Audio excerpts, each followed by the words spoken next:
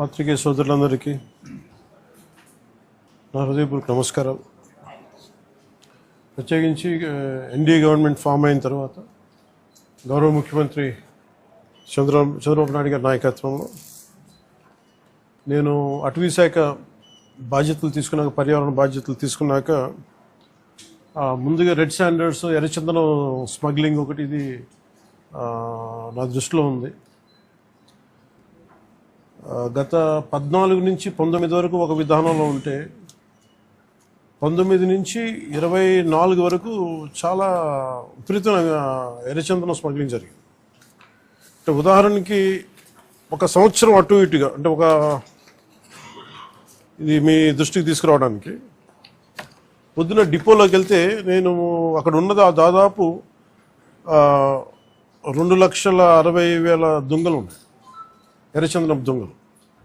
అంటే కనీసం 2 దుంగలైనా కలిపి ఒక చెట్టు అనుకుంటే ఈ 6 సంవత్సరాల్లో 5-6 సంవత్సరాల్లో 1,30,000 ఎర్రచందనం చెట్లు అడ్డగోలుగా నరికేశారు. ఇది మనకి ఆన్ రికార్డు మనకు ఉంది ఇప్పుడు. సో నేను మిగతా అధికారులందరితో మాట్లాడుతున్నప్పుడు దీని విలువ ఎంత ఉండొచ్చు అంటే, యాజ్ ఆన్ నౌ మార్కెట్లో ఇప్పుడున్న 40 లక్షల టన్ను అనుకుంటే, మెట్రిక్ టన్ అనుకుంటే దాదాపు 2,000 కోట్ల నుంచి 5,000 కోట్లు ఇప్పుడు మనకు ఉన్నది. అసలు ఇది పట్టుకున్నది ఎంత ఉంటుంది అంటే దీనికి కనీసం 2 నుంచి 3 దాకా ఉంటుంది అనేది ఒక అంచనా కింద మన అధికారులు చెప్తా ఉన్నారు. సో దీన్ని బట్టి మీరు అర్థం చేసుకోవచ్చు, ఒక క్లోజ్ టు ఒక 8,000 to 10,000 crores వర్త్ ఎర్రచందనం ఇక్కడ స్మగ్లింగ్ చేయబడింది.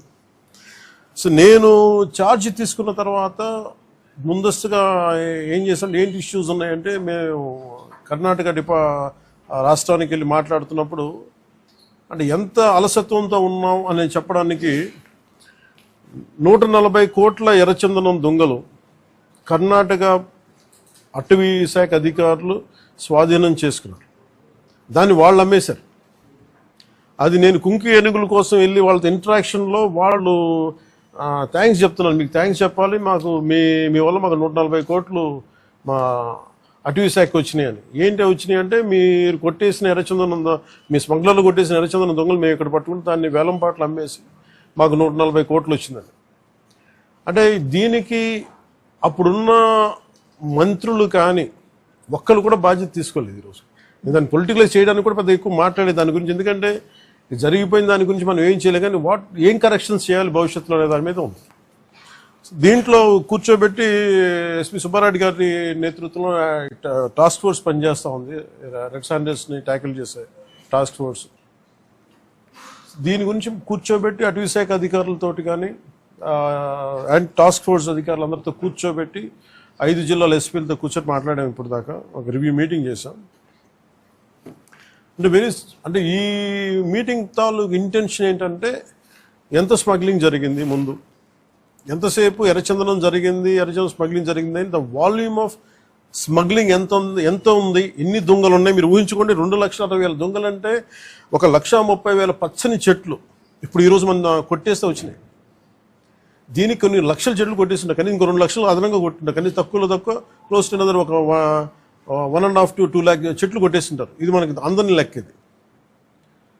ఇప్పుడు అన్నీ వెళ్ళి లోపలికి వెళ్ళి చూస్తే పెద్ద చెట్లు ఏం లేవు, అన్నీ కొట్టేసిన చెట్ల తర్వాత పక్క నుంచి వచ్చే మొలకలు కొంచెం పెద్దగా అయినాయి. కానీ సో ఎర్రచందనం, ఇది ప్రత్యేకించి ఎర్రచందనం శేషాచలం అడవులకే వెంకటేశ్వర స్వామి వెలిసిన ఈ ప్రాంతానికి ఎందుకు ప్రసిద్ధి అంటే, ఇది ఆయనకి గాయం తగిలి ఆయన రక్తం నుంచి వచ్చింది. అందుకే దానికి ఆయన రక్తం కింద పడింది కాబట్టి ఆ రక్తాన్ని వృధా పోనివ్వటం ఎందుకని చెప్పి దానిని ఆయన ఎర్రచందనంగా చేశారనేది ఇది మన శాస్త్రాలు చెప్తా ఉంటాయి. సో ఎర్రచందనం అనేది అంత ప్రాశస్త్యం దాన్ని. దాన్ని జస్ట్ ఏదో మనం కూర్చొని ఒక చెట్టు అని కాదు, ఇది ఒక దీనికి ఒక డివైన్ యాంగిల్ ఒకటి ఉంది. సో ఇవన్నీ దృష్టిలో పెట్టుకుని మనం కాపాడుకోవాల్సిన అవసరం, ఎందుకంటే ఒక్కొక్క చెట్టు ఇట్ క్రియేట్స్ ఒక బయోడైవర్సిటీ, ఒక ఎకో సిస్టమ్ క్రియేట్ చేస్తుంది.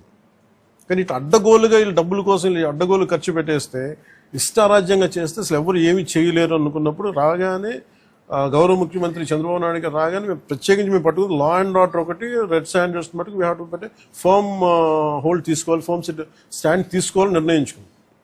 తీసుకున్న తర్వాత మన టాస్క్ ఫోర్స్ని ఏర్పాటు చేయడం జరిగింది.